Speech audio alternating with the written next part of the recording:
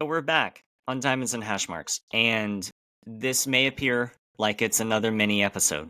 If you listen to part one, that was the baseball. This is going to be part two, where we cover football with the Ginger again. So you guys apparently love him because that's still one of our highest listened to episodes, even though it's been almost a full month since you guys last saw him. Yeah. We had to split it up so that we could get him on here. It may or may not be his fault or my fault or Peyton's fault. We'll never really know what happened to that audio. Yeah. But we got a ton to get into, and Josh is back. Josh always provides a ton of good analysis. He's a part of Nest.pod. You can go find that anywhere you guys get your podcasts. They cover a lot of football. As opposed to us, they kind of leave baseball to us. We cover a little bit of football, but as our resident Colts friend and resident Colts fan on this show, seemingly, we felt like it was necessary to bring him on again so that we could talk Jags versus Colts. As unfortunate as that may be for him, we're actually going to start right there. Josh, how are you feeling? Shoot, man, not great. Not great. I was actually at the game. No friend way. of mine, friend of mine gave me a free ticket to go with him and a couple of his buddies. So, got the pleasure of being able to watch that in person. And man, I was so hyped going into it. I was like, Anthony Richardson's out, and of course, this was back Sunday before it was declared that he was going to have surgery on his shoulder. And I was like, he might be out for a few weeks. And Gardner Minshew has looked great, and he did not.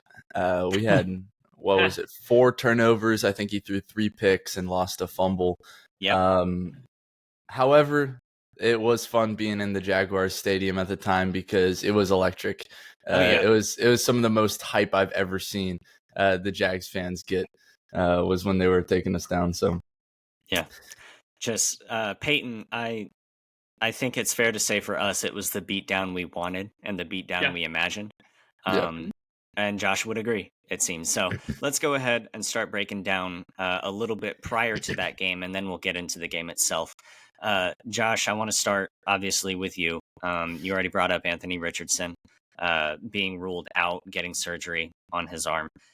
I did not see what happened. I don't know what happened. All I saw was that he was ruled out because he has a messed up AC joint in his shoulder. What happened to Anthony Richardson? Yeah, so he once again, for the second or third time this season, he decides that he's a running back instead of a quarterback and doesn't want to slide, which I respect a ton because he's a competitor and he's a big guy. I think he's actually got a couple pounds, maybe an inch or so on Derrick Henry. So I think he thinks he's Derrick Henry and just won't get hurt. But he was tackled when we played the Titans the other week. And kind of like tackled oddly, like fell into the ground on his shoulder, and it was his right throwing shoulder. You hate to see that. sprained his AC joint. Yeah, so not looking good for him. He's getting surgery. Sounds like he's out for the year. I think I did read somewhere that the Colts sought 5 separate medical opinions on the shoulder to figure out whether or not he could avoid surgery. But I think all 5 medical opinions said he needs surgery. So that's what they're doing. Shades of Andrew Luck at all, Josh? Man, I sure hope not. I mean, in the good ways, I think yes. This is, in the past 6 years, this is the most hype that I've seen from Colts fans, the most excitement and the most hope that I've seen from Colts fans, instead of just signing another bum veteran quarterback. You guys were on pace. Just getting old. Yeah, you guys were on pace for Carson Wentz or somebody being like, I don't know. I can't remember if Carson Wentz actually played for you guys, but it felt did. like he did. He did? Okay, see, Matt Ryan, Carson Wentz, Nick Foles. He was the best. I'm of sure them he was too. in there somewhere. That's crazy. So sad to see that for Anthony Richardson. Obviously, the guy thinks he's Derrick Henry and he's not.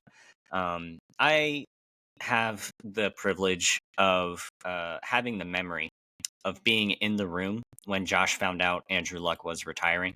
He was actually over at my place at the time. We were watching week 0 between Miami and UF or something like that, college football a couple years ago, and the announcement came out. And Josh, you sat by yourself at the dining room table away from the game for what seemed like 45 minutes to an hour. And this guy, he's just not okay. And Dang. if I were a Colts fan, I would be doing the same thing. So You know the funny part about that is I have no memory whatsoever of that's that. great. You blacked out. I think It I was that actually bad. blacked out. That's so interesting. Yeah, no, that's where you were. Eating my Good to food know. at Wow. my dining room table, in shambles. So let's get into the game. Minshew started out great. That first drive, Peyton, it felt like, dang, that's what we had. Yeah. And not that I'm downplaying Trevor Lawrence at all, but that first drive, it looked like if we would have taken the time to build around Minshew, then maybe we would have something here. Or maybe it would Right. actually be, or maybe last year or the year prior, we're not finishing the way that we did. But then he faded off. And the rest of that game, it just didn't look great. I want to start with you, Peyton. Was that Yeah. good Jaguars defense forcing the 4 turnovers and 3 interceptions, 1 fumble recovery, or was that poor decision making from Gardner Minshew? It's both. To me, it's poor Yeah. decision making by Gardner Minshew, which I hate to see because I literally have a Gardner Minshew jersey, a Jags jersey, in fact, from him.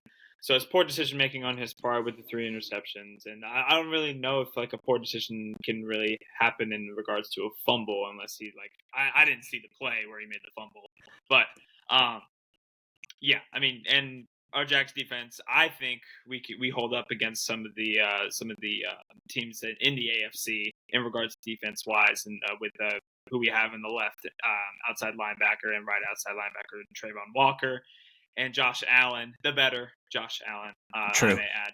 Yeah. For what it's worth, I think it's a little bit of both. Yeah, a little bit of both, but I don't think our defense is bad this year. Like we Right. did what we needed to do against the Bills. We did what we needed to do against the Chiefs. Didn't come out with a win there. Did what we needed to do against the Colts twice, and so far it's kind of working out for us. The defense doesn't look like it's years behind the offense, which is different. Which is different from what we're used to, because I can like name people off of the defense, which I haven't been able to do. Like Andrew Wingard, Andre Cisco, Tyson Campbell, like just absolute dogs. Rayshawn Jenkins, like right. Other than that 2017 Miracle defense, when that came together, that was seemingly the only time that the defense was ahead of the offense. But that was like so nice. Calais Campbell, Jalen Ramsey, AJ Boy. It was a stacked secondary too. Yeah, Miles Jack, Telvin Smith was out Miles there. Jack, at the time. Paul Posluszny was on that team. Miles Jack has retired. I'm pretty sure. No, he went over to Pittsburgh, and that's all that we're going to say about that. That's kind of where all good players go to die. Yeah, at this point. Sorry, JM. Like, sorry, Dan. From the What's Up Doc crew. Or they play quarterback for the Colts. So yeah, also true. Yeah, shoot, man. That's a soft spot. Yeah, it's okay. You're getting better. You've got promise in the future. Yeah. So, Josh, what did you see? Bad Minshew or good defense? I honestly have to agree with Peyton. It was a bit of both. However, it came down to, I think this is a slightly different game if we didn't if we didn't turn the ball over 4 times, because that's where most of the Jags scoring happened. The Jags offense was looking handleable, even though our secondary is in rough shape right now. Yeah. There was 2 picks that Gardner Minshew threw where I thought, man, where in the heck are you throwing that? That's do you true. not see the middle linebacker in the middle of the field there? You got to look him off, and he's throwing just right at him. And there was a couple more where that should have been picked, but were dropped. And there was that one sequence. What in the world is he doing? Yeah. But the third pick, I'm sorry, there was 2 picks where I thought I would have done the same thing. Like any good quarterback would have thrown that ball. It probably could have been just like a slightly better toss. But then there was the one pick that looked awful, and then a few more that should have been picked, and then the fumble recovery. Obviously, you got to just hand that to Josh Allen. He was just tearing up our O-line, and we have, as of right now, a top 5 O-line in the league as far as pass blocking. So absolutely credit to him, and Aluakon having a monster game as he has been. I think he's still like top 3 as he is every single year in tackles. So it's just like you can't stop him. Had 15 this past game.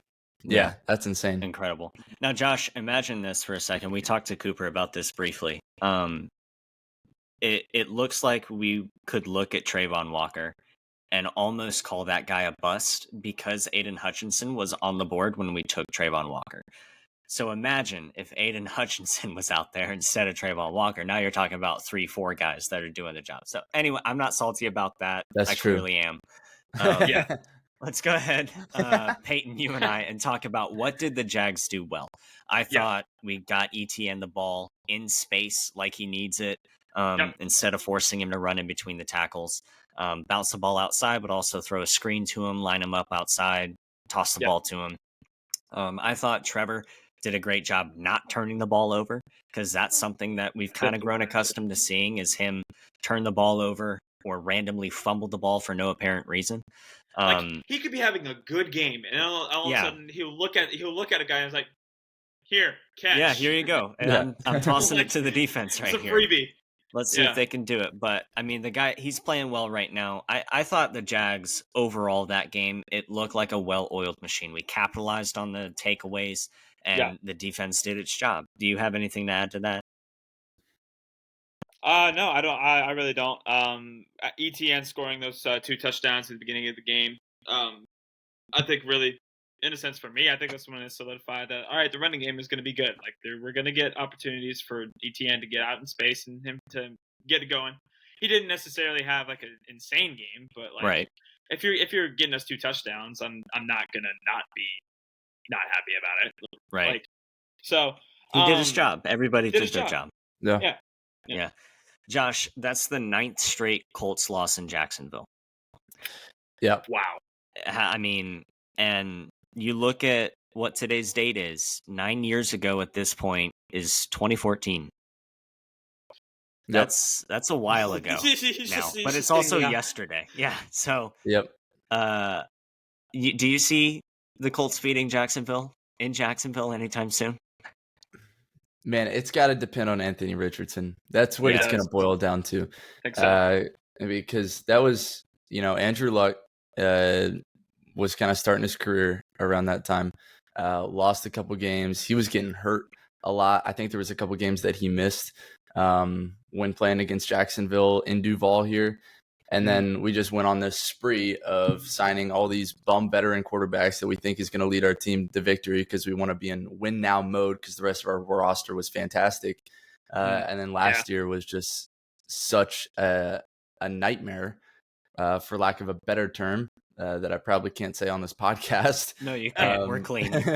Yes. We would sue you. I'm kidding. We're not lying. But I think it's going to have to depend on how we build around Anthony Richardson. I think our run game, we've paid Jonathan Taylor. Our offensive line is back to where it should have been. Is looking great. A lot of good young guys there. Our defensive line is looking fantastic with DeForest Buckner. Shaquille Leonard's back. He's healthy. Kwity Paye is looking promising. It's really going to depend on Anthony Richardson. And I think also our secondary as well, which is also a very young team. But secondary and receivers, it sounds like. Yeah. I do remember saying the last time when you were on the episode with us, Josh, like, Colts got a squad here. Like, with Anthony Richardson at the helm. So, like, and with everybody that you mentioned on defense, DeForest Buckner. You got that whole D line that's looking really strong. You got the O line that's looking strong, and Quentin Nelson. I think he's the left guard, I'm sure. Yep, he's left guard. Yeah. So, like, y'all got something there. Y'all are paying Jonathan Taylor finally. Took y'all a while. And then, like, money talks, man. Money talks. Money talks. Shoot, man, for sure. I would not have been on this episode if we did not sign. If we traded Jonathan Taylor, I would have receded my Colts fanship. You guys didn't pay Jonathan Taylor. He would not be on this episode. Yes, that's but okay. Man, the Colts have something here, and they need to tap into it as much as they can. We're looking at a scrounge for first place in the division, I think, next year. I don't think this is the year, but next year it could very well be. This Next is our year, year. that's what I'm saying. This is Yeah. Jacksonville's year. But I do remember thinking, man, the AFC South is going to be the Jaguars division for a long time. And within 3 weeks, I was quickly humbled Questioning. because Yeah. CJ Stroud walked right into Jacksonville and beat Jacksonville. And Yeah. Anthony Richardson, when he's healthy, doesn't look bad. Now, Tennessee is Tennessee, and we're going to just let them do the Tennessee thing for as I long as love they it. want. I I love love it. it too. Yeah. Yeah, I mean, it's Tannehill's awesome. not looking good, and you got Will Levis as your backup, and maybe even Malik Willis. I So- think Can't stand Malik Tennessee. Willis is still ahead of Will Levis on the He depth is. chart. Will Levis As it is should be. third. As Great. it should be. I'm all for it. Yeah. Josh, the Colts have Cleveland on Sunday. What's the recipe for success there? Is it more Jonathan Taylor? Because I think he only had 8 carries and 5 catches.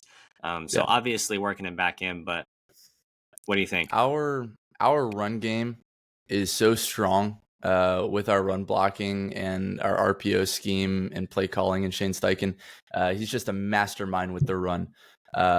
However, with Gardner Minshew at the helm, that really limits our ability to run an efficient RPO because he's not really a running threat. Cleveland has a really stout run defense and guys like Myles Garrett. And their secondary has been good too. They honestly have one of the best defenses in the league, but their offense has been struggling. I think if To we be can fair, shut it's them PJ down, Walker. yeah, Right. that's true. Like, So- I think Deshaun Watson's still out. If Baker Mayfield were still there, they'd be humming right now. That's all. Yeah. That's my 2 cents on it. I genuinely agree. I think Baker has gotten a lot of flack, but he's been showing up on the Bucks. But I think as a recipe for success, it's got to be a defensive, low-scoring game. If we can shut down their offense and then just let our skill position players do their thing, eventually we're going to score, and all we have to do is score more than they do. So If the final score, it'll be a boring game to watch and not one that's conducive for fantasy players, I don't think. no, not at all. If the final score is 7-2, the Colts probably won, and that's how that went. Peyton, the Jags have New Orleans tonight, and We do. Trevor Lawrence walked out to practice on Monday in a knee brace. We saw him leave the game against the Colts. CJ Beathard took all of the first team reps on Monday. And everybody is pretty optimistic that Trevor Lawrence is healthy and he's ready to go. What's the recipe for success against New Orleans, and how much of that is dependent on a completely healthy Trevor Lawrence? I remember saying, I think, to you on Monday, we kind of talked about Trevor Lawrence a little bit. We were kind of talking about it in a group chat with him. Damn. I was like, I don't want what happened to Joe Burrow in the sense of him just being thrown out there with a bum leg. with a bum leg, and have the Bengals not be as strong as they need to be. I don't want that to happen to us either. I really want to make sure that Trevor is healthy enough to play tonight. And if he's not, then let's throw Beathard out there and let's maybe try a running game here, because I don't know how Beathard has looked. Yeah, I don't any know. of the other seasons. We have no idea. All of we don't is just our franchise quarterback, Trevor Lawrence. He hasn't missed a game, and this is his 3rd year. So second year. True. Yeah, Second Urban year. Meyer count doesn't Urban count. Meyer. Urban Meyer didn't count. So man, I mean, and also Zay Jones is out. Campbell is also out as well. We got our offensive lineman Walker Little. He's gone. Yeah, And pretty banged up for a Thursday. It's probably the worst time Thursday night football game we could have ever had. It's not like we get much primetime exposure, but the one time we did, the entire roster is hurt, including the franchise Trevor Lawrence might not even quarterback. play, and that's why I think we got put on Prime Video for this. Yeah, he's listed as day-to-day. I hope he's good to go, and I hope we're not limited out there. Yeah, I really hope we're not either. I feel like if Trevor's not out there, then it all relies on ETN. Yeah, ETN and Bixby. Rotate them in and out, play after play, run one in between the tackles, substitute in ETN. Short pass is going to be our friend here, I think. Yeah. If it's Beathard. Yeah. If it's Check Lawrence, Yeah, you got to have the Yeah. checkdowns out there. You got to have a decent run game because you can't have Trevor taking like these 5-7 step dropbacks only to have the defensive line right on top of him because you also have a Right. bum offensive line. So, Yep. it'll be an interesting game. I'm looking forward to watching that. We'll go ahead and pick that one a little bit later. But just Sure. in general NFL news, we saw McCole Hardman get traded back to the Chiefs. I think that obviously helps them out there, helps out their passing scheme. Any objections to that? Not No, at all. I don't know. I don't know if it does. you don't. Okay. I don't see. I mean, we saw McCole Hardman on the Chiefs for a good few years, and we saw him really. I mean, of course, he was living in Tyreek Hill's shadow, but we really saw him do a whole lot of nothing. Have games where he's going like 3 catches for 40 yards, and that's about it. Of course, he was really fast. He was really great in college, but as far as NFL goes, he hasn't really shown up in the league yet. So maybe it does help out their offensive scheme, but I really see him as the same tier as the rest of their receivers. So is McCole Hardman a better or worse option than Kadarius Toney? Well, I mean, I think you put me out on the field. I can catch more balls than Kadarius Toney. That's crazy. Also true. Also true. Yeah. Yeah. So could help them out, could Could. not. We just haven't really seen him on a roster without another top tier receiver. So it'll be interesting to watch that, I guess. Yeah. In other news, Julio Jones is with the Eagles now.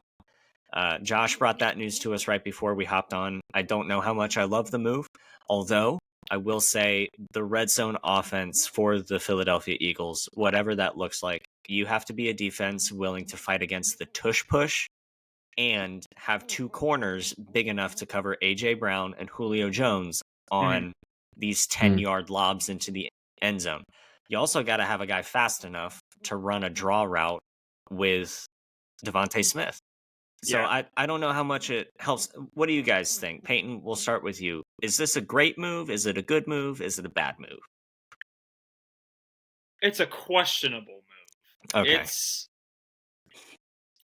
Julio Jones, but it's not the Julio Jones that we remember from the Atlanta Falcons. Julio Jones. Like, there's a lot of legacy there, but I don't know how much of him is actually there. There's legacy, and the talent is always going to be there. It's never going to run out. It might fade a little bit, and I think that's what we've been seeing. I think just when he was with Tennessee for I don't even know how many years. I think it was maybe 2, maybe 3.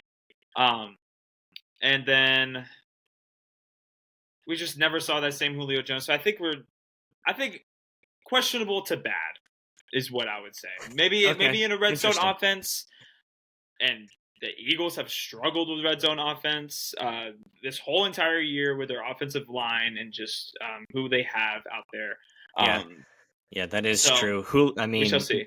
We saw Jalen Hurts start seeing ghosts the last time they were out there. Yeah. Josh, how do you feel about this move? I really just have like so many mixed feelings. I don't know if it's a good move. I don't like it as a great move. Of course, the only reason I think that it might be a good move is because the Eagles are not needing receiving, like guys receiving right now. Yeah. Like AJ Brown and Devontae Smith and Dallas Goedert are doing the job way more than enough. Yeah. I agree. It has it's giving Dolphins trading for Claypool when they already have several speedy receivers. Yeah. Right. Like that's right. It's kind of the same thing here. Like you already have guys doing the job. I don't know why you needed him, but it's cool maybe. Yeah. But really in that way, I think that might be the reason why it is a good move.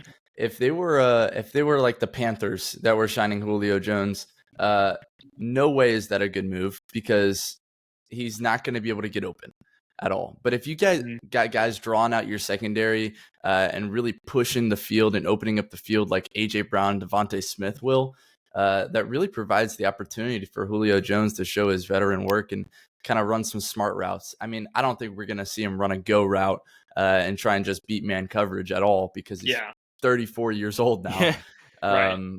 But the little short out routes and whatnot, I'm sure he's still got great hands. I'm sure he's still pretty agile. So I don't hate it.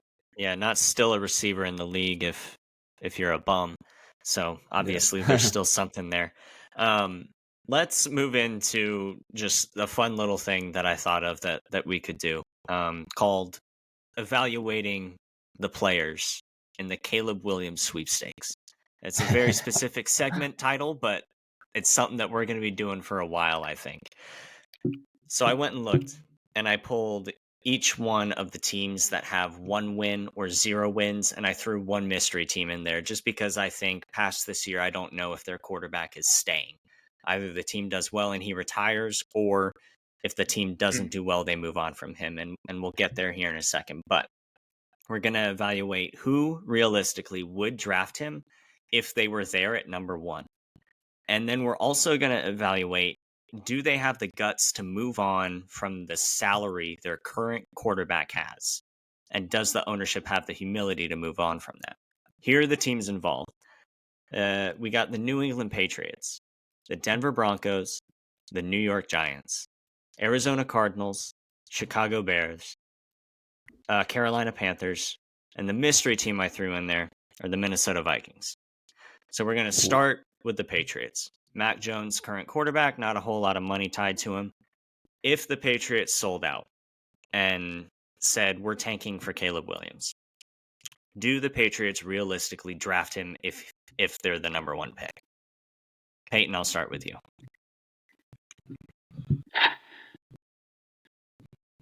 Yeah, I feel like the Mac Jones era is over. I feel like we're just one way or another. We're done with this. Like, they're 1-5. They're at the bottom of the totem pole. It feels like, and we didn't think that was going to be the case. At least I didn't think so. Anyway. Yeah, I feel like you saw that rookie year.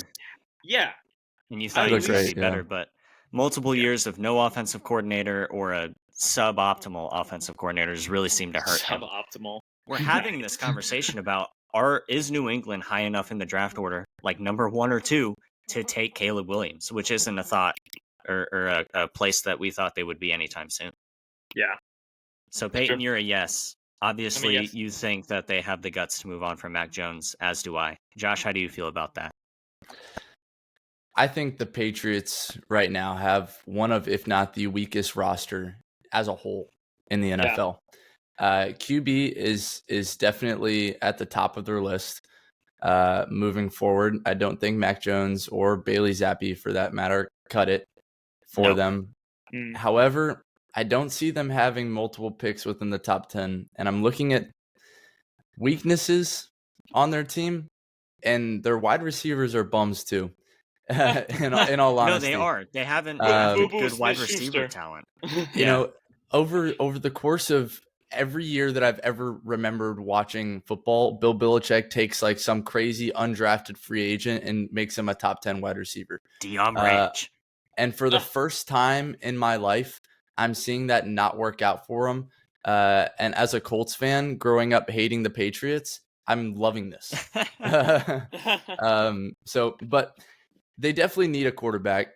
I think Caleb Williams would do them well if they're able to build around him over the next couple of years. But I could also really see them taking a guy like Marvin Harrison in the draft, or a big name wide receiver that's really going to strengthen that team.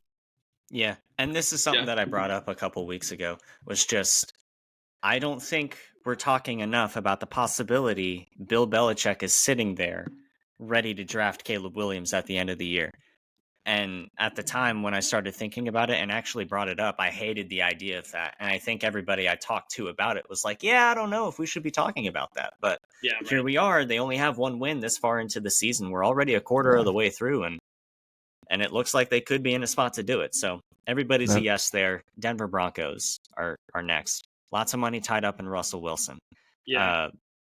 If they're sitting there at number 1, is Sean Payton and the front office of Denver cutting the cord with Russell Wilson and drafting Caleb Williams? Josh, you can take this one first.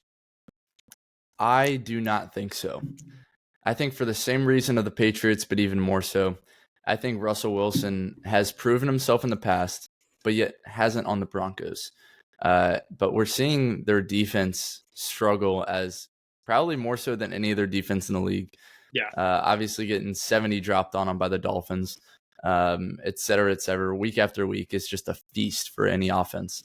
I'm looking at fantasy, currently picking up the defense that plays against the Broncos if they're available every week right now. Wow. Every single time. Yeah. I'm doing well. And you're probably winning every single week too. No, I'm not. I lost to the two worst teams back to back. That's great because the other defenses went off for 50 plus. Oh shoot. Yeah. Well, any given Sunday. But Any given Sunday.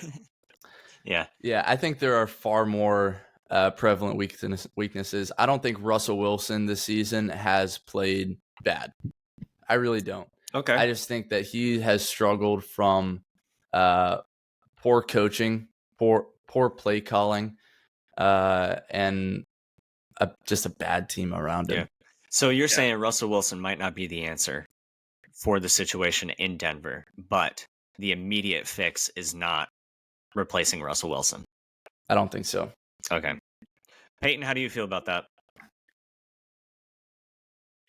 I think that he's right, but I'll add that Sean Payton gets fired.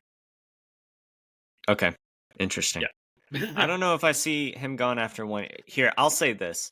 I don't think the Denver Broncos have the fortitude necessary to cut ties with Sean Payton and Russell Wilson, all to draft Caleb Williams. Because I don't think that Sean Payton is also the guy that sits there, evaluates a quarterback, and says, give me a guy with the ego of Caleb Williams. No, he likes working with the short guy, Drew Brees, who had a chip on his shoulder, who had to prove himself. Caleb Williams, we've already had the conversation, Peyton. What more does he have to prove? And essentially, we came up with nothing at that point in time, but I do have something interesting that I'll figure out whether or not we add it in this episode. But New York Giants are next. I'll go ahead and take this one first. If there were a team to cut ties with their quarterback to draft Caleb Williams, I think it would be the New York Giants. Daniel Jones is clearly not the man that they paid, clearly not playing up to the contract that they gave him. It's an absurd number, highest paid quarterback in the league, I think. We're seeing like a new one of those every single year. But I also think Brian Daboll and the front office there has had enough. And if Caleb Williams is sitting there at 1, I don't know if Brian Daboll is the head coach, but I know that Daniel Jones is not the quarterback. I say they do it. Peyton, what about you? Oh, I agree with that. Daniel Jones, so he signed a 4-year, $160 million with $92 million in guarantee. So that's, I think, if my math is right, that's $40 million a year. That's up there. Like why? That's a lot. Like why for a subpar quarterback like Daniel Jones? Yeah. We saw him come out of Duke. He looked somewhat decent. I feel like he shouldn't have been a first rounder. No, I didn't think so either. I said that Daniel Jones looked like the guy that would be cast to play Eli Manning in a movie, not like a first-round pick for the New York Giants. That's crazy. I think really it's true. It's really funny. That's really funny. Josh, if the Giants are there at 1, are they taking him? They really may, but I don't think they should. In all honesty, I mean, not to say that I'm high on Daniel Jones at all, right? But every time I've watched the Giants, and for some reason that's been a lot this season, the schedule makers have been rude to us. We got so many primetime nights of the New York Jets, which isn't their fault. It was supposed to be Aaron Rodgers, but now it's Zach Wilson. So many nights. We had the Commanders and the Bears in a cripple fight on Thursday Night Football not too long ago. And for some reason, that was the best primetime game that I've seen. So far this year, it's been amazing. It came down to the wire. Yeah. But every time I've seen the Giants on my television screen, I'm just looking and just like my jaw just drops at how awful their O-line is.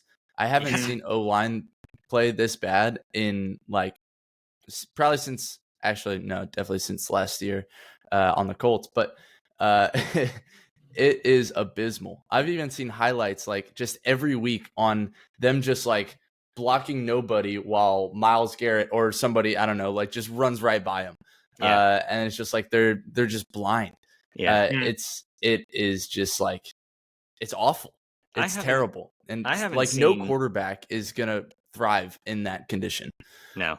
I don't think we could expect Caleb Williams to do well in that, but I mean, to your point though, I don't know if I've seen an offensive line that bad since USC when they played. Notre Dame, so he may have a little experience there. Yeah, The with Arizona, 3 picks, right? with 3 picks, it could just get ugly. Yep. Arizona Cardinals, I think they have Kyler Murray, and I don't know if they're willing to move on from him. Obviously, they went out and got a new head coach that's willing to work with Kyler Murray a little bit more Kyler than Murray actually returned to practice this Wednesday. Today. So yeah. I don't know. Or yesterday. And this one could be very quick. Not a great record, but if the Cardinals are there, are they taking him? I say no. Josh, what do you say? No. I also say no. I don't think Kyler's done anything to deserve to not play. Right. All right. This next one's a doozy. Chicago Bears. We're having conversations about whether or not they should trade Justin Fields in season or wait to the end of the year because it doesn't look like he's the answer there. If the Chicago Bears are sitting there at number 1 again, and they have the opportunity to draft Caleb Williams, are they? Yeah. Trade Justin Fields somewhere else. I think we said the Steelers. I think one of our very first couple of episodes. Justin Fields on the Falcons or the Falcons, like something. Ooh. Josh, how about you? I absolutely agree. Ever since last season, people were all high on Justin Fields, saying he's going to be one of the best quarterbacks in the league. I couldn't see him throwing the ball well. And they just didn't throw the ball at all, just period. They didn't give him the reps to throw the ball. And it was really just like overshadowed by how many rushing yards he had last season, which was just covering up the fact that I don't think he's a good pocket passer. Meanwhile, Caleb Williams absolutely is. He can do both. I think the Bears rebuild. I could absolutely see them taking Caleb Williams. Yeah. I don't want to see it happen, but I think it would. All right. This other one's tough too. 0-6 Panthers. They already got their guy in Bryce Young, allegedly. If they're sitting there at 1, are they taking Caleb Williams? No. I say no. I think they've already committed. All right, 3 no's there. This next one, Minnesota Vikings. I've already said, if they finish the year well, Kirk Cousins is retiring. If they finish the year poorly, they're moving on from Kirk Cousins. So I don't think Kirk Cousins is the guy in Minnesota next year. If, with Justin Jefferson on injured reserve, if these next 2 to 3 weeks don't go well, and the Minnesota Vikings have the chance to sit down in the front office and say, do we tank for Caleb Williams? Number 1, do they do it? Number 2, do they have the guts to actually take him? And would they? I think a Justin Jefferson, Caleb Williams connection does not look bad on paper. No. Like, that's enticing to me. Yeah. I don't know if they go through with it, though. I don't know if they find an alternative somewhere else, if they pick up Justin Fields. You know, like, if they pick up somebody, like, reasonable. But I'm not mad about the Vikings if they do that, you know? Like, I'm not mad. If they're I'm like, yeah. Yeah. I wouldn't hate it. I wouldn't hate it. Josh, how about you? I think Kirk gets a lot of disrespect.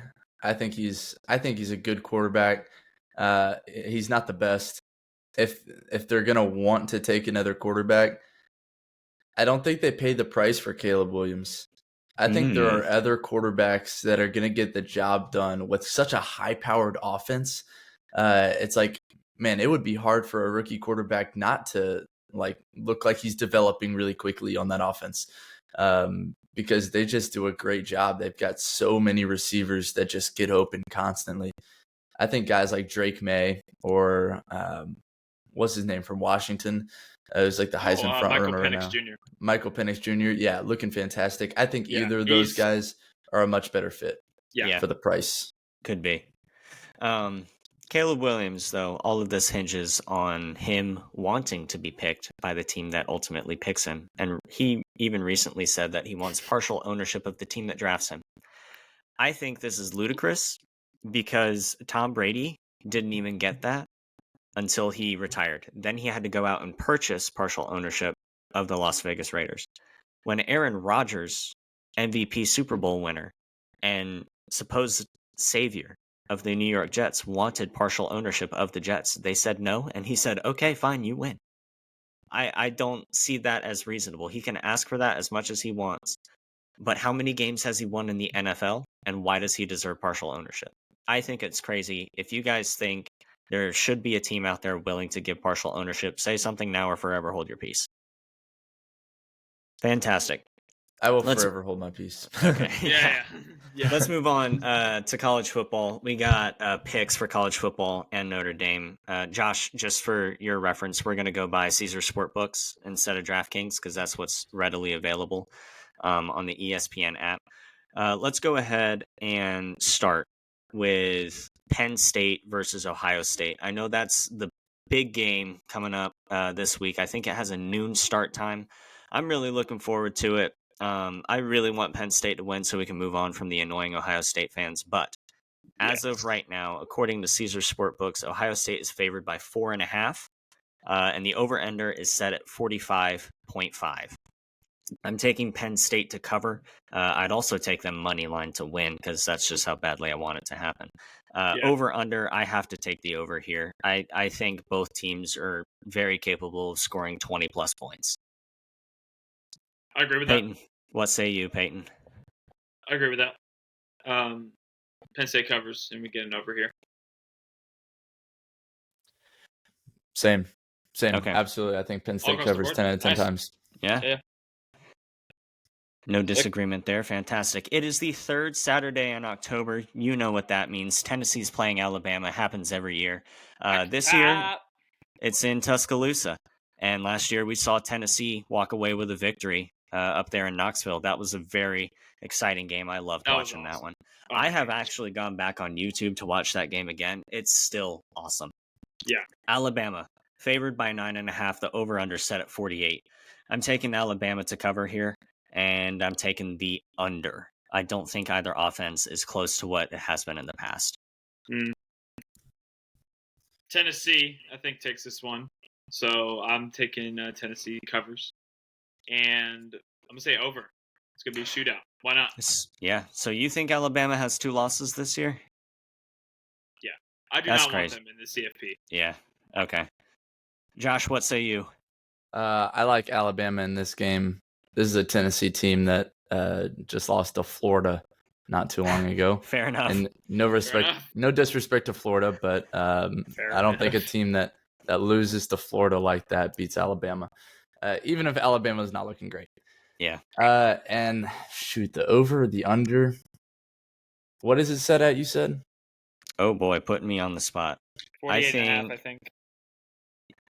Yeah. What you said. Yep. I think it was 48.5. I got it right now. Yeah, no, it's 48 even. 48 even? Yeah. I'll take the over on that. Okay. Yeah, I think Joe Milton and his arm obviously has the opportunity to score very quickly and very easily. I just don't trust Alabama to get north of 28. Yeah. The way that their offense has been rolling.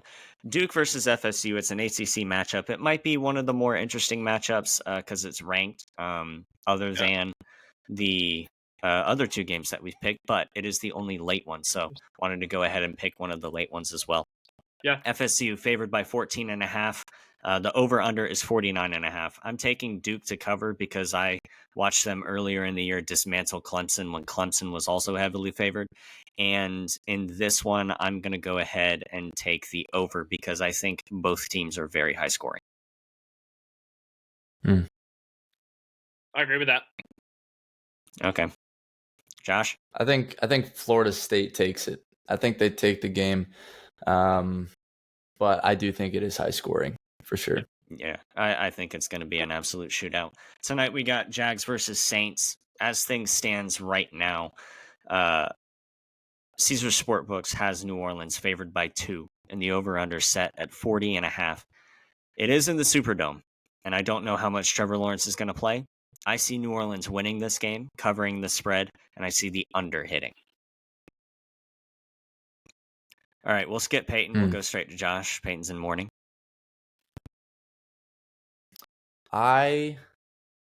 This is one of my most look forward to games because both just have a nice defense, like a nice, well-rounded defense. I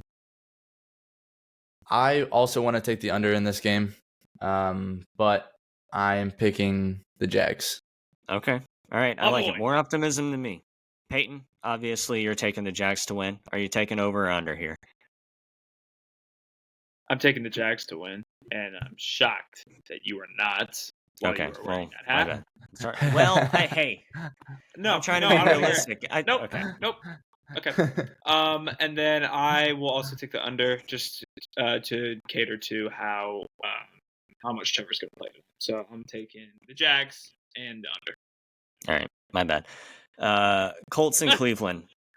Cleveland's favored by 3. Over under set at 41.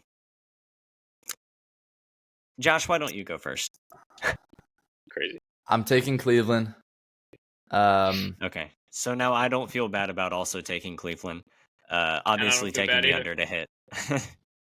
No, I'm taking the over actually. I'm taking over, so Cleveland covers an over. For some reason, I kind of digress on what I said earlier about it being maybe a defensive game. I feel like offenses are going to find a way to score. Interesting. Interesting. Last game for the NFL that we're going to pick before we move into some buy, sell, or hold real quick. We got Dolphins and Eagles. Looks like it's a Titan matchup, 5-1 versus 5-1. The power offense versus an offense that just got Julio Jones. Philadelphia favored by 2.5. It is a game in Philadelphia, over under at 51.5. I see Miami walking away with this one just because of the offensive struggles that Philadelphia's had, and I don't think Julio Jones solves them. And I'm taking the over because I do think it's a very high-scoring game with the two offenses. Peyton? I'll say Miami and under. Just feel like I have a sense that both are going to struggle offensively. We've seen that out of the Eagles as of recently. I feel like this is going to be the game because I think A-Chain is out, so they're not going to have their speed running back. Well, they do have Mostert, however, and he is doing very well on my fantasy team, may I add. So we shall see, but I'm going to hit the under. Gotcha. I like Dolphins every single day of the week here. I think they just absolutely run it up on the Eagles. I'm taking the over. Yeah. Okay. I'm not ready to say that it's Let's go. Broncos versus Eagles part 2, but I think the Dolphins could kind of run away with this one. But as we've seen on this show before, I've been horrendously wrong when it comes to predicting things. So let's move into buy, sell, or hold. We'll kind of speed run this. Buy, sell, or hold. The Patriots should sell out for Caleb Williams. I say buy. What's stopping you, Peyton? Hold, because I think the Bears are just going to have to. The Bears are not going to do it. I don't think. Okay. You think even with New England purposely losing, you think the Bears can purposely lose better? Yeah. Okay, Josh. Shoot, that's not a terrible take. No, it's not. I don't. You're not wrong. The Bears don't really have to try to lose. Yeah. No. It's just going to come naturally. In fact, they've been trying to win, and they're still losing. And they're still losing. Yeah. I buy that. They need the draft capital, even if they don't take Caleb Williams. Yeah, honestly. Buy, sell, or hold. It's crazy I wrote this in. Sliding should be an evaluated skill at the combine and on pro days. I'm buying. Look at how many guys can't slide / don't want to. I feel very targeted. Yeah. Well, you are. Yeah, I mean, we've seen in the past, like, baseball guys, like, teaching, like, quarterbacks how to slide. So, like, if baseball guys are doing it, I feel like this needs to be implemented. So, yes, I'll buy it. Yeah, I gotta buy as well. I mean, it would look goofy and everyone would make fun of it, but sure. Yeah. Oh, yeah, sure. Why not? You got to know if your quarterback can get down or if he's taking a shot to the dome that ends it all, you know? Yep. Yeah. Yep. You got to know, and might as well know before we draft you. Right. Buy, sell, or hold. We got into this a little bit. I expect to talk more about it Monday, Peyton. Buy, sell, or hold. Brock Purdy is elite. Josh, you go first. I think any quarterback or most quarterbacks can be elite on that offense. That being said, I still think he is. I still think he's a good quarterback. Yeah. If I were same. Yeah. I think the offense that surrounds him, he's playing with the Avengers. Let's just be honest. He's got Yeah. Yep. Captain America, Christian McCaffrey out there, and If the guys that he's the Avengers and he's Black Widow. everybody else surrounding him Still is an capable Avenger, of. though. So still an Avenger though. No superpower, Yeah. but still getting the job done. Right. But right. for what it's worth, man, I think anybody could be good in that offense. If I were gonna ever hold, this is where I would want to hold, just because I got to see more. Yeah, he took his first loss very recently as a professional In the quarterback. regular season. Right, and I don't think that's an accident. But I don't know if he's elite, because we have to go through what is elite. Because we even talked about a Super Bowl win shouldn't give you the title elite. Because at that rate, Trent Dilfer is elite, even though he probably isn't. Nick Foles Joe Flacco is elite. Right, Joe Flacco never won a Super Bowl, definitely not elite. I don't think outside of that, though, Joe Flacco is elite. All right, moving on. Did Joe Flacco won? Did he win a Super Bowl? Joe Flacco won a Super Bowl with the Baltimore Ravens. Oh, yeah, they beat the 49ers. They did. The 49ers. So Yeah. Joe Flacco, even with that Super Bowl ring, I stand by what I said, is not elite. Okay. Right. We're going to test Josh's baseball knowledge here. Buy, sell, or hold. Philadelphia will be celebrating in Arizona's pool within 3 days, winning the series. Peyton's obviously buying. I think I'm buying that because Philly, they look unstoppable right now. Josh, how do you feel? Like you mentioned, I don't know a whole ton about MLB, but I have heard a lot about how hot Philly is right now. So that's a pretty easy buy, I think. Okay. Yep. Buy, sell, or hold. Game 3 with the Astros beating the Rangers and taking the first game, or them taking their first game of the series, with the series at 2-1 still favoring the Rangers. Buy, sell, or hold. Game 3 was a momentum shift for the Astros, and we see them run away with it. I think I said it in the beginning of the episode, or the part 1 of the episode, is that I won't give him the momentum shift yet. I will hold here. I think if we go into this game 3 tonight and we're looking like halfway through, and let's say it's like the 6th inning and Astros are just taking it, then I'll come back and be like, buy. Because, yeah. I'm selling for now. Okay. I could, for now. could reevaluate here in a little bit, but I think a professional offense should be able to adjust to a fastballs only diet. And if they can't, then how is that a professional offense? So we'll see what happens tonight, but I don't think I'm ready to call it a momentum shift. Although it could be. I don't know, though. Josh, buy, sell, or hold? I'm also selling there. I agree with you. All right. Last one of the day. The Houston Astros are back in the limelight again. Jose Altuve went yard and was posted everywhere on social media because he's figuring it out again in the postseason. Yep. So I felt like it was a good idea to bring up. Buy, sell, or hold. It does not matter how good a non-cheating Jose Altuve is. He will never be able to escape 2017 cheating allegations. I'm 100% buying. I think even if he does finish out the career that he has had at a blistering pace and is eligible for the Hall of Fame, I think he's kept out because of 2017. Peyton, what say you? So, for the record, I agree with that. I'm buying. I think he can't escape. Yeah. Josh, I don't know how much. Buy. Yeah. There's been too many people in the past that you see just have their credibility just destroyed, and no matter what they do, just because of PED use. Of course, there are exceptions, but for the most part, you hear of guys like Barry Bonds, and you're just like, okay, like, he was juiced up, Yeah. The guy's foot size grew. There's no way he wasn't. Yeah. Jose Altuve, though, like, it's not necessarily PED. It's completely different. Like, he was actively involved in stealing the signs through a non-conventional method, like using a camera in center field to know what was coming. Like, I don't think there's any escaping that. Yeah, you didn't juice up, but also you invented a new way to cheat that has forced the league to change forever. So I don't think you could ever escape it. That's going to do it for us over here on Diamonds and Hash Marks. I am the host and producer, Alex Pichardo. The ginger all the way to the far side of the screen is Josh Lawson. He's our resident Colts fan. He's signing off. And Peyton, what's your job? What do you do? I'm the co-host, Peyton Pichardo. You dig? All right, we'll see you on Monday.